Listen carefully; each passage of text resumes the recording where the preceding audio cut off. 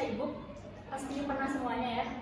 Sebagai mahasiswa yang tumbuh dan berkembang di era digital, tentunya kita sudah tidak asing lagi dengan keberadaan e-book ataupun produk-produk digital lainnya.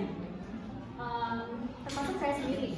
Di kehidupan sehari-hari, saya kebetulan menggunakan dua perangkat untuk membaca e-book yang berbeda, yaitu Android dan iPhone. Dan satu hal yang saya sadari, ketika membaca menggunakan iPhone itu rasanya mata saya lebih nyaman dan tidak cepat lelah. Kira-kira teman-teman tahu alasannya kenapa? Ternyata setelah saya telusuri lebih lanjut, faktor utama yang menyebabkan hal tersebut adalah adanya teknologi OLED atau Organic Light Emitting Diodes yang digunakan oleh iPhone dalam proses pembuatan touchscreen-nya. Lalu, apa sih yang membuat OLED ini lebih unggul dibandingkan touchscreen lainnya? Saya Dita Muslimah Rahayu dari Kimia 2020D. Saya akan menjelaskan sedikit mengenai apa itu teknologi OLED dan salah satu material penyusunnya.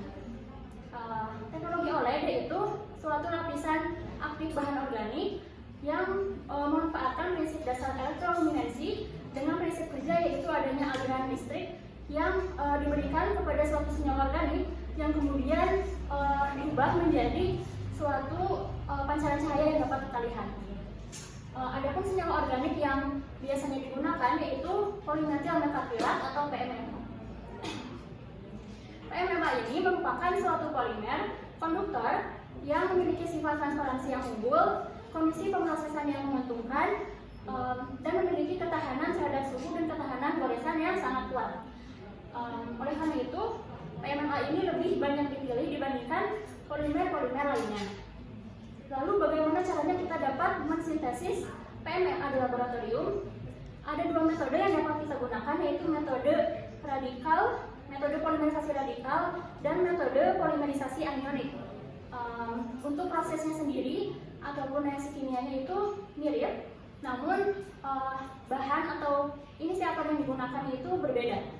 Untuk polimerisasi radikal, bahan inisiator yang digunakannya itu benzoil peroksida dan 2,2-azobis isobutimitriol. Sedangkan untuk polimerisasi anionik, bahan yang digunakan N-butylithium dan adanya penambahan asam klorida atau natrium klorida untuk mengakhiri proses tersebut karena metode ini tidak dapat melakukan prosesnya secara alamiah seperti metode radikal. Pengembangan material PMMA ini sudah banyak dilakukan pengembangannya. Salah satunya yaitu dengan pencampuran antara material murni dan nanokomposit, metal oksida, metal sulfida, dan senyawa organik yang berbasis karbon atau seperti grafit dan grafit. Perkembangan material nanokomposit ini sangat menarik untuk kita ikuti perkembangannya, apalagi dengan adanya kombinasi teknologi yang semakin maju dan material itu bukan tidak mungkin dalam 10-20 tahun ke depan kita dapat menciptakan suatu teknologi baru yang lebih canggih daripada layar touchscreen yang kita miliki saat ini. Sekian dan terima kasih. Wassalamualaikum warahmatullahi wabarakatuh.